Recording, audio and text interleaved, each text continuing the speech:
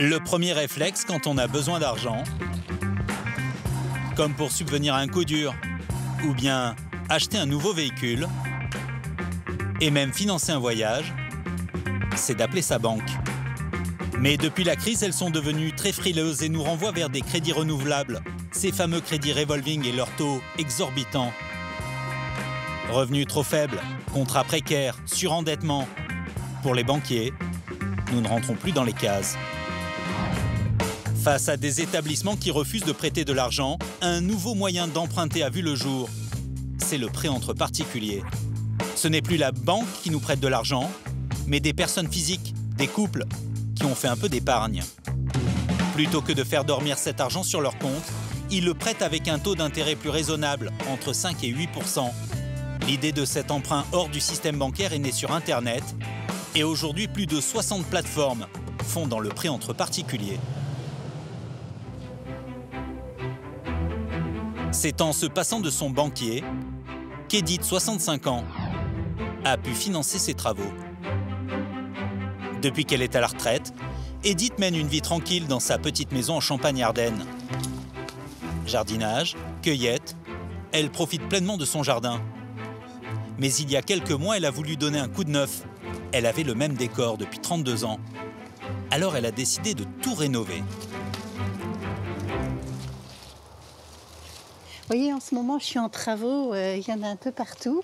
Donc, je suis en train de couper la haie. Mais j'ai terminé les travaux que j'ai faits à l'intérieur de la maison, grâce au prêt qu'on m'a octroyé. Je vais vous les montrer, si vous voulez. Vous me suivez? C'est un prêt un peu particulier qu'a obtenu Edith pour refaire toute sa déco. Voilà la chambre. Pour réaliser ses travaux, elle avait besoin de 3 000 €.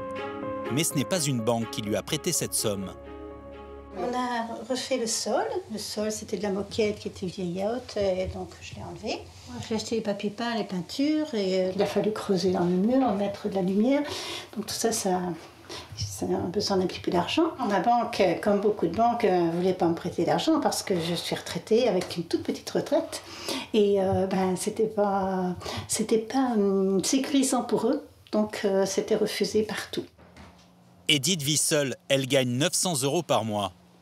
La seule proposition qu'on lui fait, c'est un crédit renouvelable, à un taux ahurissant, 20%. Edith refuse et elle trouve la solution grâce à une pub qui suscite sa curiosité, empruntée à d'autres particuliers, à des anonymes, à travers un site internet. J'étais curieuse parce que je ne connaissais pas ce principe de particulier à particulier. Edith fait une simulation de prêt comme celle-ci. Elle demande 3 000 € à rembourser sur 5 ans. Malgré sa petite retraite, elle obtient une réponse positive. C'est donc un particulier qui avait un peu d'épargne qui lui a prêté cet argent. En échange, il touchera les 3 000 €, plus les intérêts, environ 300 €. Moi, l'important pour moi, c'était de payer moins cher, bien entendu. Et donc, ce caractère entre particulier et particulier, on a l'impression de ne pas faire une famille, mais enfin, c'est solidaire. C'est donc grâce à l'argent de personnes qu'elle ne connaît pas qu'Edith a pu refaire sa chambre et son jardin. Le prêt entre particuliers a débarqué en France il y a 4 ans. Emprunter loin des systèmes bancaires classiques est aujourd'hui possible grâce à l'idée d'un roi de la finance. Il s'appelle Charles Egli. Il a 36 ans. Le marché du crédit, c'est son terrain de jeu. Il y a 3 ans, il s'est lancé dans une aventure en créant Prêt d'Union, le site internet de référence du prêt entre particuliers. Pourtant, au départ, Charles était plutôt destiné à une grande carrière dans les banques. Qu'est-ce que ça vous évoque? C'était mon premier job. J'ai fait 7 ans en banque. J'en fais plus et c'est pas plus mal. Disons plutôt que Charles est un autre genre de banquier.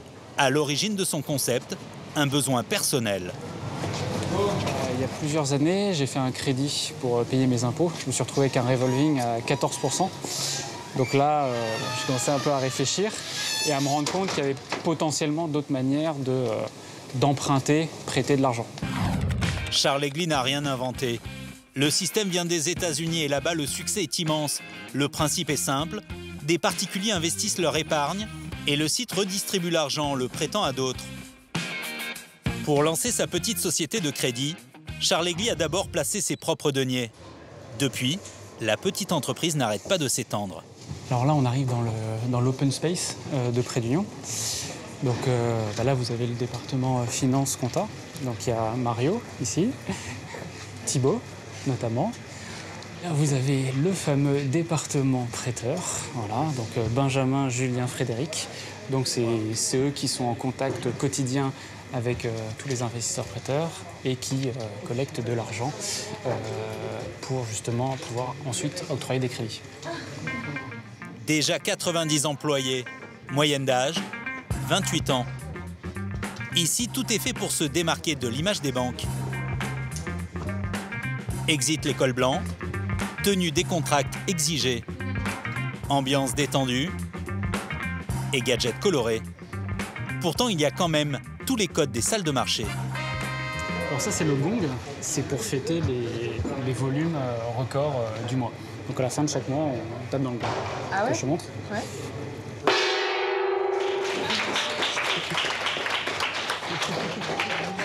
Voilà, c'est ça que ça donne. Les chiffres n'arrêtent pas de grimper. Le site compte près de 30 000 clients qui prêtent ou empruntent jusqu'à 40 000 €. C'est 2 fois plus qu'il y a 3 ans. Chaque trimestre, Charles Egli réunit ses collaborateurs pour faire le point sur l'évolution de l'entreprise. De rendement annuel. Voilà, alors juste sur le chiffre et l'objectif de l'année, on est en train de le confirmer, on va faire 160 millions d'euros de crédit cette année. 160 millions, alors que les banques prêtent plus de 30 milliards chaque année. On fait quasiment x2 cette année. Là où ils peuvent rivaliser, c'est sur le temps qu'il faut pour débloquer les fonds. 48 heures seulement contre 7 jours pour les banques, et ils veulent faire encore mieux. On a décidé finalement de travailler sur un projet de signature électronique qui va permettre de faire passer le temps de traitement du dossier de 48 heures à 24 heures. C'est excellent, excellent. Et ça, je pense qu'on sera imbattable. Non. De toute façon, on est déjà dans les plus rapides, dans les meilleurs. Maintenant, il faut vraiment qu'on enfonce la concurrence et qu'on soit encore meilleur. Enfoncer la concurrence, ce ne sont pas des enfants de cœur. Car contrairement aux apparences, Charles Egli et ses associés n'accordent pas de prêts aussi facilement. Comme ils se rémunèrent sur les frais de dossier, soit environ 2% de la somme, ils ne peuvent pas se permettre de faire crédit à n'importe qui. Alors ils ont carrément embauché une petite armée chargée de vérifier que les emprunteurs sont capables de rembourser. Parmi eux, Malika. Alors, elle nous a demandé un prêt de 18 000 € sur 60 mois. Donc c'est un projet véhicule. Ce client, par exemple, veut acheter une nouvelle voiture. Mais avant de lui accorder son prêt, Malika va éplucher toute sa vie. On va analyser les justificatifs de domicile, les bulletins de salaire. Donc je vais regarder son revenu, je vais regarder par la suite, en fonction de son revenu, ce qu'il a déclaré lui au niveau des impôts. Donc si c'est bien cohérent. Comme dans une banque traditionnelle, rien n'est laissé au hasard. Aucune pitié pour les demandeurs de prêts. Souvenez-vous d'Edith. Elle avait réussi le test d'entrée et avait obtenu 3 000 €. Pour comparer, nous avons réalisé la même demande. Nous indiquons être en contrat à durée déterminée. Nous inscrivons le salaire moyen des Français, 1 500 €. Quelques secondes plus tard, la réponse tombe. Malheureusement, les informations saisies ne nous permettent pas de vous donner un accord de principe. Pour notre journaliste, pas de prêt possible. C'est la limite de ce système pas si solidaire qu'il en a l'air. Charles Egli nous confie ne pas pouvoir faire autrement. Aujourd'hui, nous ne finançons pas encore les CDD. Parce que les CDD, c'est typiquement des revenus sur 6 mois ou 12 mois. Et les crédits qu'on propose commencent à partir de 2 ans. Donc nous, on doit quand même garantir, en quelque sorte, le remboursement du crédit. Parce que l'argent qui est prêté, ce n'est pas le nôtre, c'est celui de nos investisseurs prêteurs. Les chiffres parlent d'eux-mêmes. Prêt d'Union recale en moyenne 70% des demandes. Finalement, c'est un peu comme dans une banque. Devant le nombre de particuliers à la recherche d'un prêt à tout prix, les arnaques se multiplient sur Internet. Face au refus de Prêt d'Union, nous cherchons un autre moyen d'emprunter de l'argent. Après quelques annonces sur des forums, notre messagerie créée pour l'occasion est très vite inondée d'offres de généreux prêteurs. Notre journaliste répond au hasard à l'un d'entre eux. Quelques minutes plus tard, un certain Franklin lui envoie ce qui serait sa carte d'identité. Il lui propose 3 000 € avec un taux d'intérêt alléchant, 2% seulement. Il s'agit bien évidemment d'une arnaque. Le message est écrit dans un très mauvais français. Et surtout, il nous demande d'abord de faire un virement de 250 € sur un compte basé au Nigeria. Ce genre d'escroc pullule sur Internet. Mieux vaut donc savoir avec qui nous traitons. Pour cela, de nombreux particuliers ont choisi un autre système. Certains prêteurs veulent gagner de l'argent loin des banques et des spéculations des marchés boursiers. Ils veulent investir dans des projets concrets. Face à ce phénomène, de nombreux sites internet se sont spécialisés dans le crowdfunding, l'économie participative. Ici, il n'est pas question de la taille du porte-monnaie. Les particuliers viennent parier sur l'avenir en misant sur de jeunes entreprises.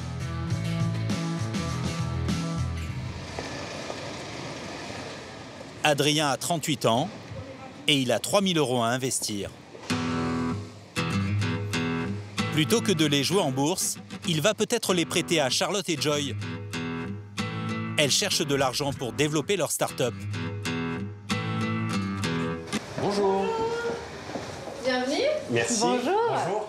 Adrien veut voir en personne si ça vaut le coup d'investir dans leur entreprise de livraison de plats préparés. C'est la première fois que je viens. Merci. J'ai vu donc sur un réseau social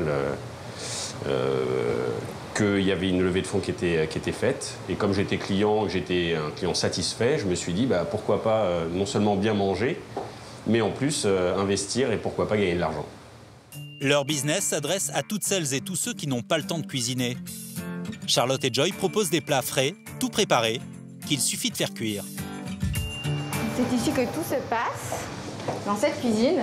D'accord. Donc, tous les matins, on reçoit les livraisons de fruits et légumes directement de Rungis. Tout est préparé pour que vous puissiez recevoir tous les ingrédients déjà épluchés, dosés, coupés et prêts à être cuisinés. Les banques trouvent leur concept un peu trop risqué.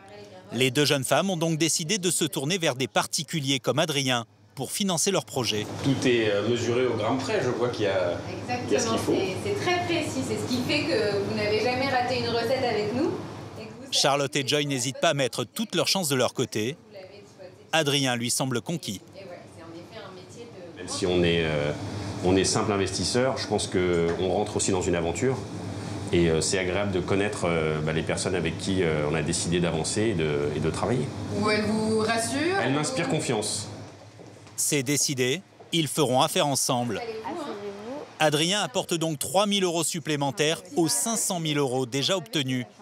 Car les deux jeunes femmes ont rencontré des dizaines d'investisseurs comme Adrien. C'est vrai que l'intérêt du crowdfunding, c'est ça, c'est que ça nous ouvre tout un pan d'investisseurs supplémentaires. On n'aurait jamais eu accès à monsieur et madame tout le monde, entre guillemets, sans le crowdfunding. Merci beaucoup. À bientôt. Merci beaucoup d'être venu jusqu'à nous. Adrien fait désormais partie de la société et il espère bien la voir se développer. L'enjeu est réalisable. Des dizaines de petites entreprises ont pu voir le jour sans les banques. Grâce au financement participatif, certaines sont même devenues des business très florissants. Parmi ces sociétés, il y a celle de Stéphane Marapodi. C'est grâce à l'argent des particuliers qu'il est allé au bout de ses ambitions. Et aujourd'hui, son entreprise tourne à plein régime. C'est toute la marchandise qui va être livrée après dans les différentes boutiques et qui va partir en partie à l'export. Stéphane vend dans le monde entier. Il réalise plus d'1,5 million d'euros de chiffre d'affaires. Et pourtant, s'il avait écouté les banques, il n'en serait pas là aujourd'hui. 44, c'est bon, Patrick. 44. L'histoire de l'entreprise commence il y a 3 ans. Stéphane et sa femme vendent des uniformes scolaires pour les nombreuses écoles privées. Là, vous avez donc modèle garçon, modèle fille. Fille aussi, fille, voilà, le rose sans les manches, tout ça, c'est modèle fille. Puis après, vous avez les deux modèles là-bas, garçon. Et c'est vrai que ça a démarré plutôt assez bien et assez fort, puisqu'on a eu rapidement plusieurs écoles qui nous ont suivis dans le projet. On avait commencé dans notre salon. À force, c'était pas très pratique. Donc, du coup, on a d'abord pris cette première boutique qui est juste à côté de chez nous. Stéphane ne veut pas en rester là.